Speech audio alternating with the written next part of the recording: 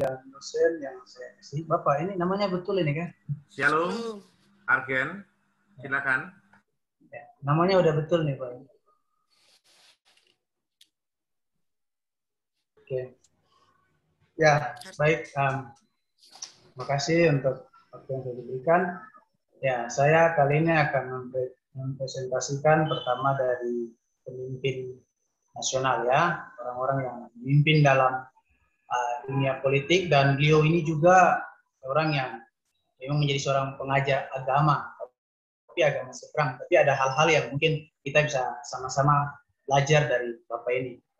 Nah, ini Bapak ini adalah Pak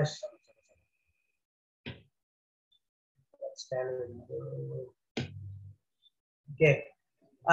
Beliau ini adalah Pak Ali Mukhtar Ngabalin, juru bicara Presiden. Nah, ini foto saya waktu saya memang masih ada hubungan langsung dengan negara. Jadi saya bekerja di salah satu lembaga waktu masih tinggal juga di Jakarta. Bekerja di salah satu lembaga BAMAK, Badan Musyawarah Antar Gereja, dan juga YASKI, Yayasan Sumbangan Keagamaan Kristen Indonesia. Jadi saya kenal sekali dengan beliau ini karena memang dia bagian menjadi jalan juga dalam pelayanan kita di dalam lembaga ini. Jadi saya sudah sering masuk ke Istana Presiden untuk bertemu dengan Pak Ali Mukhtar ini. Ya. Berikut kita akan melihat kelebihan dan kekurangan dari Pak Ali Mukhtar ya. Oke, kelebihan dari Pak Ali Mukhtar ini, beliau sangat tekun dalam mencari ilmu dan juga memiliki semangat belajar yang tinggi. Kita bisa lihat bagaimana dia menyelesaikan pendidikan pasca sarjana semuanya ini ya, dari SD Impres. Oh ya, beliau ini orang Papua, dari Fakfak ya, memang di tempat itu mayoritasnya Muslim. Fakfak, SD, SMP, SMA, semuanya itu beliau selesaikan di Fakfak di Papua. Setelah itu masuk di pesantren Makassar, setelah itu masuk di beliau ambil ini ya, ilmu komunikasi di Universitas Indonesia Depok, dan juga mengambil gelar doktor dari Universitas Negeri Jakarta.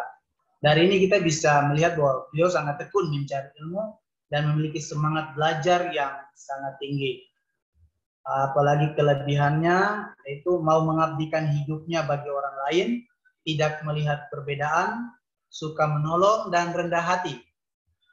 Kalau melihat dari karirnya ini ya, sebagai seorang politisi, Bapak Ali Mukhtar juga adalah seorang pemimpin pondok pesantren, aktif sebagai dosen luar biasa dalam sebuah agama Islam. Di sini saya melihat bahwa sekalipun Bapak ini beda agama, tapi dia mau memberikan hidupnya mengabdi untuk orang lain.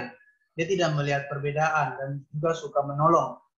Jadi beberapa cabang sudah ada di Manado dan di Pekanbaru, dan banyak bantuan-bantuan yang sudah disalurkan ke gereja-gereja yang kurang mampu, pendeta-pendeta yang kurang mampu, dan itu yang menjadi jalan untuk boleh bantuan itu bisa disalurkan ini, Bapak Ali Mukhtar Ngabalin ini. Dia orang yang suka menolong, sekalipun dia juga adalah seorang dosen ya, yang mengajar di kampus-kampus Islam seperti begitu, tapi dia ada hati untuk menolong orang Kristen. Kami pernah duduk dan dia bilang Tuhan Yesus pasti tolong, Tuhan Yesus pasti tolong kita. Dia orang yang memang betul-betul luar biasa orangnya. Sekalipun Muslim ya, tapi kita berdoa pasti Tuhan Yesus tolong.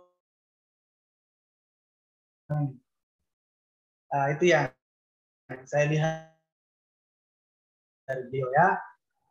Kekurangannya ini, dia kalau marah itu belum bisa menguasai diri. Kata-kata yang kurang pas untuk diucapkan ya. Dia pernah ribut dengan Rais itu masalah privat ya. Sini dia pernah bilang itu Pak Tua ini ngomong apa bicara banyak saja. Jadi agak sedikit kasar dia kalau sudah marah ya.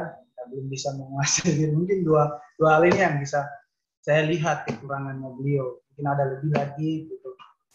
Tapi ini yang saya tahu dari pribadi ini, karena memang dekat juga dengan Bapak ini.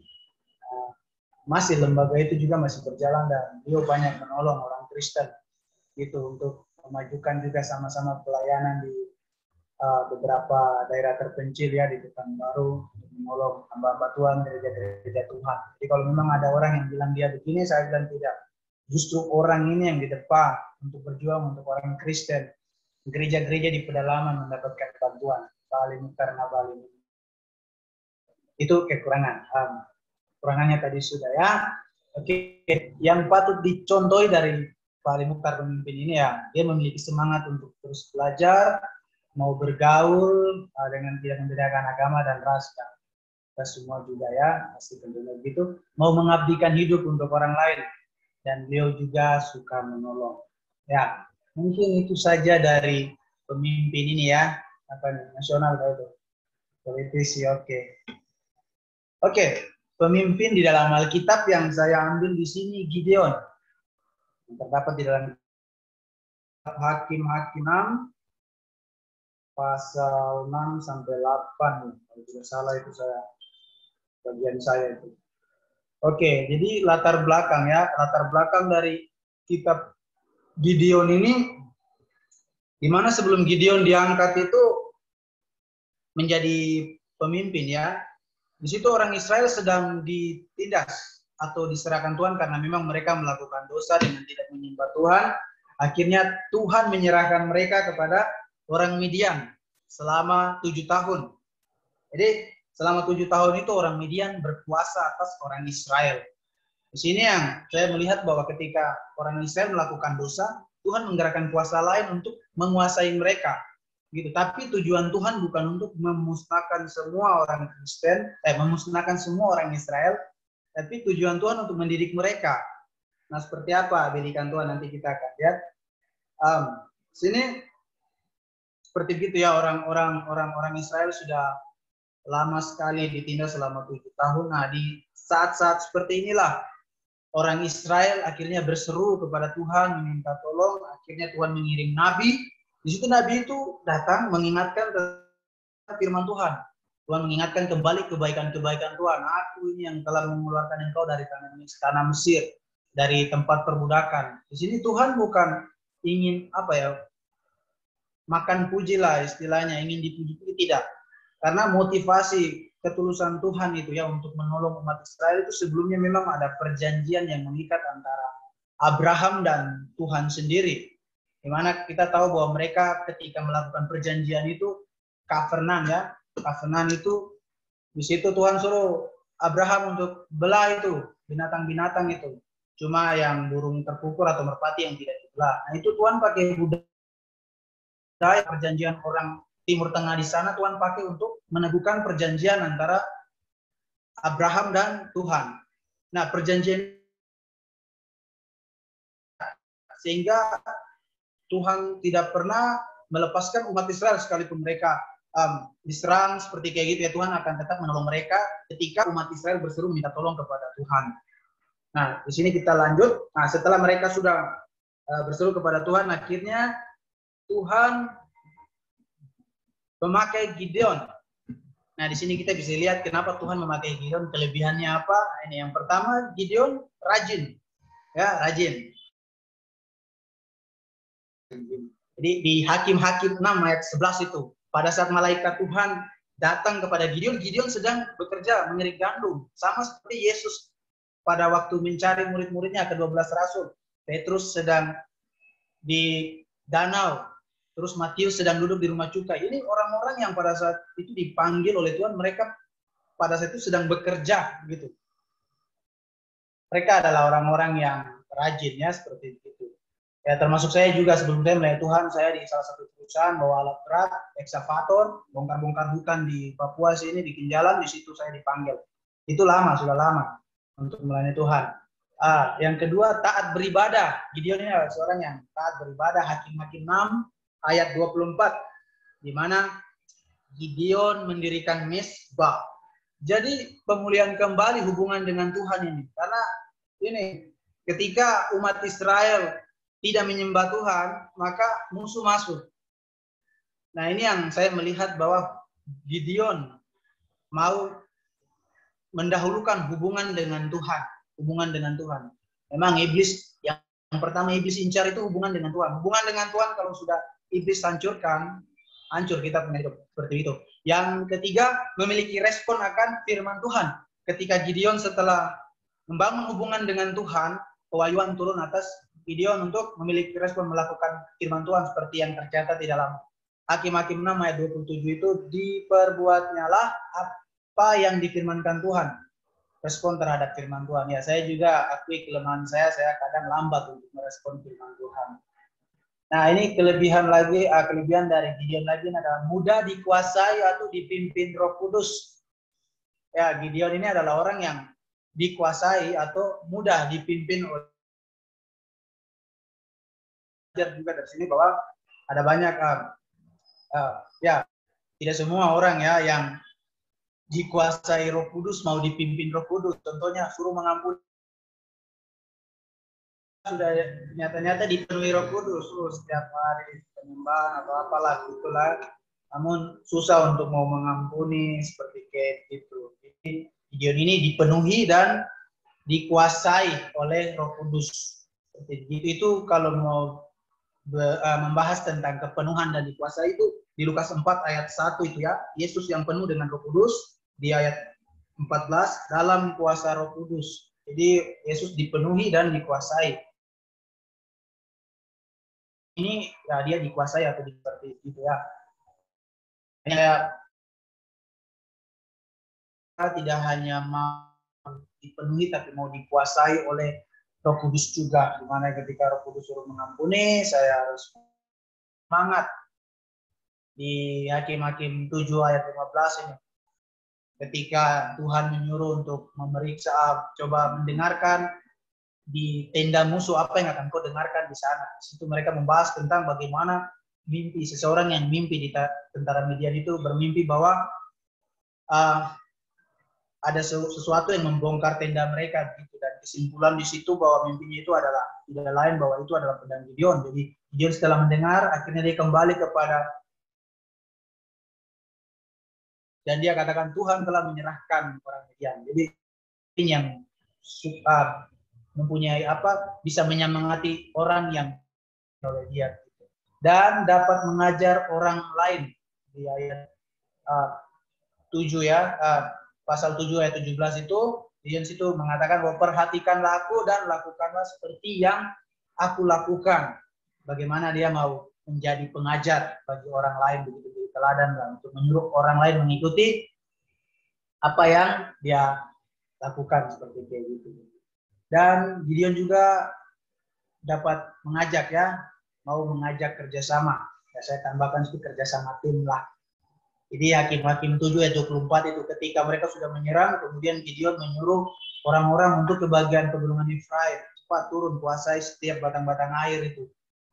Jadi di situ akhirnya orang-orang dari bagian pegunungan itu turun untuk membantu Gideon. Dan juga Gideon adalah seorang yang bijaksana. Kebijaksanaannya ini terlihat waktu dia menyelesaikan masalah ketika dia selesai menyuruh mereka untuk datang menolong dia. Mereka di situ bilang, Gideon kenapa tidak dari awal sebelum kau menyerang kau tidak panggil kita? Tapi di situ penyelesaian masalah Gideon itu mantap sekali. Dia bilang, bukankah kedua raja itu sudah ada pada kalian semua?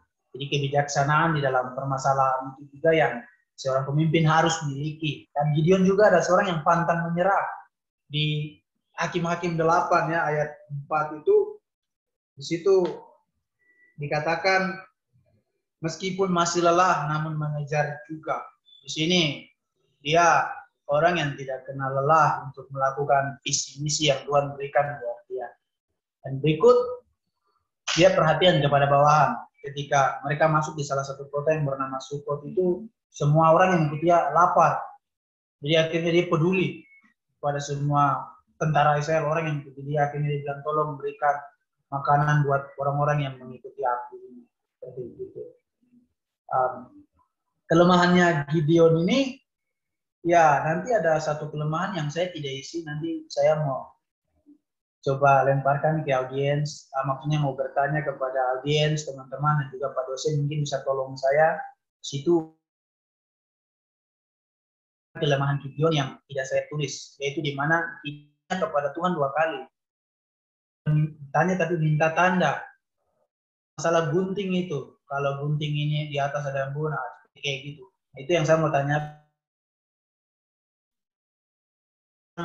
Ya, orang yang meminta tanda itu kepada Tuhan, apakah dia tidak beriman? Itu yang saya tanyakan, mungkin teman-teman dan para dosen bisa tolong untuk saya itu. Di sini Gideon ragu akan firman Tuhan. di ayat 6, pasal Gideon sempat ragu-ragu ya. Di ayat 13 itu ketika malaikat Tuhan berbicara kepada dia, engkaulah pahlawan yang gagah berani, Tuhan, jika Tuhan apa sebenarnya menimpa kami.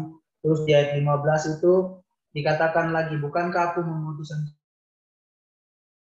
kepadanya, Tuhan itu dengan apakah akan kuselamatkan orang Israel? Dia masih ragu akan firman dan masih merasa minder. Di pasal 6 itu ayat 15 itu dikatakan, ketahuilah kaumku adalah yang paling kecil di antara suku Manasye dan aku pun seorang yang paling muda di antara kaum keluargaku. Dan dia juga masih memiliki ketakutan. Ketakutannya itu terlihat di ayat 27, pasal 7 ayat 10 itu ya. Di mana di situ dikatakan bahwa di mana tadi ketakutannya itu di pasal 6 ayat 27 ya. Kemudian Gideon membawa 10 orang banyak. 7 ayat 10 ya, 7 ayat 10. Tetapi jika engkau takut, jadi di sini jelas-jelas sekali Tuhan mengatakan tetapi jika engkau takut untuk turun menyerbu, turunlah bersama dengan Pura.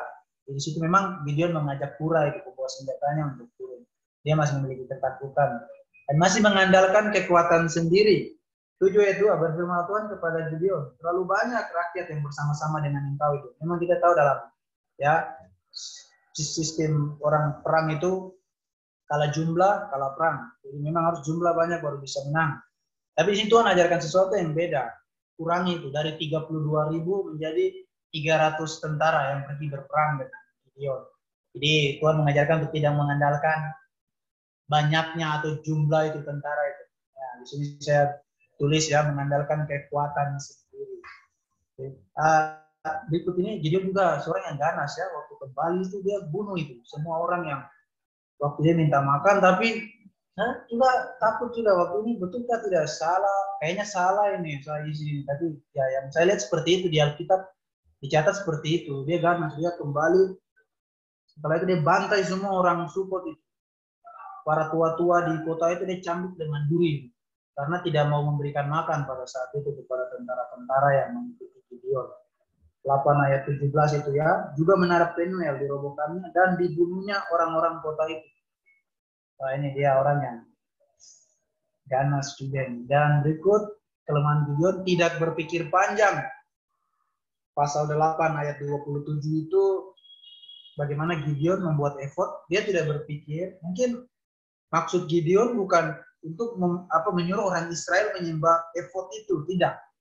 Gideon tidak ada maksud untuk itu, tapi dia mungkin hanya membuat suatu tanda ya untuk membuat effort itu biar ada ceritanya begitulah, karena taruh di kotanya sendiri gitu. Jadi waktu dia buat effort itu dia tidak berpikir apa yang akan terjadi gitu. Nah ini membuat orang Israel kembali untuk menyembah effort itu lagi seperti itu. Ini yang membuat masih teman Gideon itu tidak berpikir panjang. Oke, berikut. Oke, hal apa saja yang dapat dicoba dari Gideon?